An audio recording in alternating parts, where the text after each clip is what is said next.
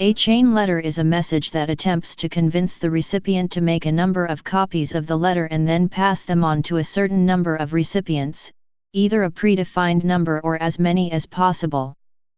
The chain is actually an exponentially growing pyramid, a tree graph, that cannot be sustained indefinitely.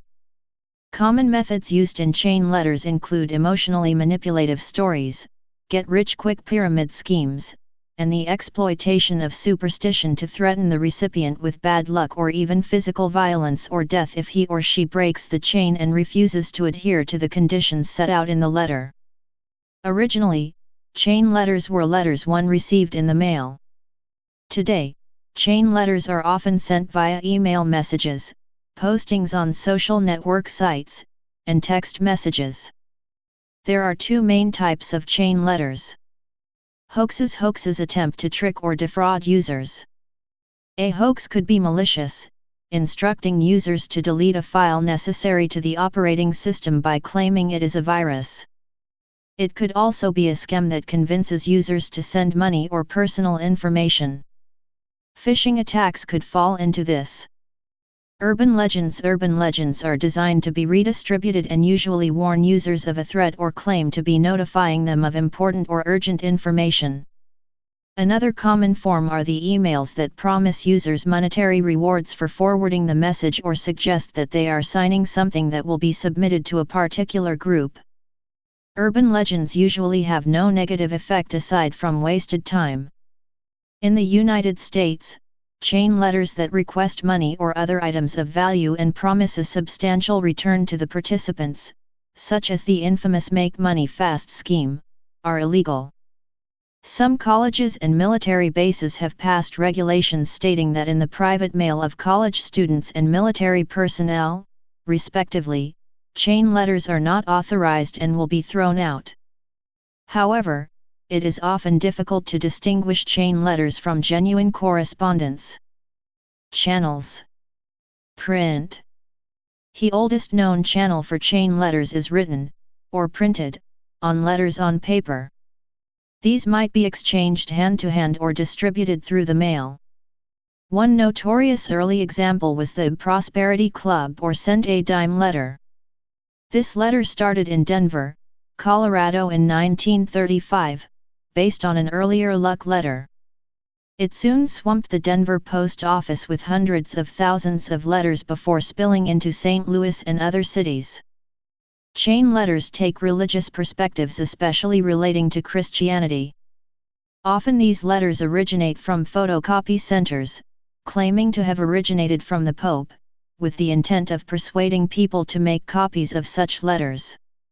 The content usually gives one or two examples of people, sometimes public figures who obeyed and were rewarded and others who disobeyed and suffered heavily, which may even include cases of deaths and of someone becoming a millionaire overnight. These types of letters will flourish for some days and will die out naturally, partly based on the economic realities of the people, and maybe many would also reason that if that was truly the original letter, then it cannot contain cases of people who had broken or continued the chain. Email. Some email messages sent as chain letters may seem fairly harmless.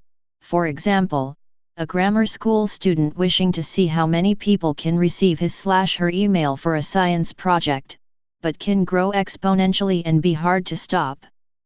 Messages sometimes include phony promises from companies or wealthy individuals, such as Bill Gates, promising a monetary reward to everyone who receives the message. They may also be politically motivated, such as Save the Scouts, forward this to as many friends as possible, or a concept that a popular TV or radio show may be forced off the air. Some, like the Hawaiian good luck totem which has spread in thousands of forms, threaten users with bad luck if not forwarded. There are many forms of chain email that threaten death or the taking of one's soul by telling tales of others' deaths, such as the Katu Lata Kulu chain email, stating that if it is not forwarded, the receivers of the message will be killed by the spirit.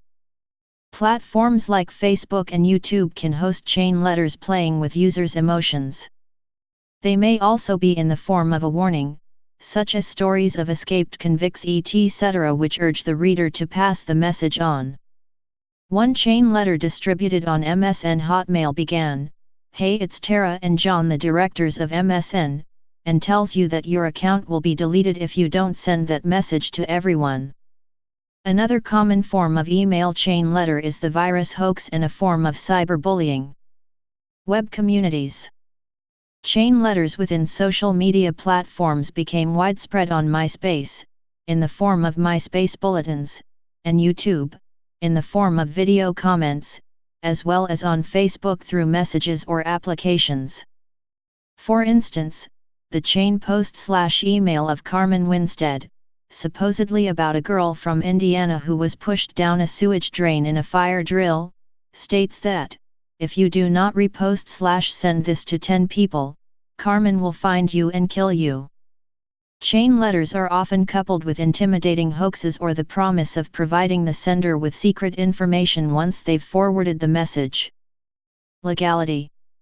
A chain letter may qualify as a fraudulent activity, as in the case of a pyramid scheme which asks recipients to funnel money up the chain while requesting the letter be distributed to multiple new recipients. The legality of chain letters comes into question when they attempt to funnel monetary value to a single recipient. When a chain letter suggests a game of chance or a lottery with an opportunity for financial gain, it is considered fraudulent under Title 18, United States Code, Section 1302, the Postal Lottery Statute. Chain letters that ask for items of minor value such as business cards or recipes are not covered by this law. If pyramid scheme chain letters are sent through email, it may constitute wire fraud. An email chain letter may contain Trojans or another type of computer virus which is covered under the Computer Fraud and Abuse Act, CFAA. This law makes it illegal to distribute computer codes or place them in the stream of commerce if their intent is to cause damage or economic loss. Please subscribe and thanks for watching.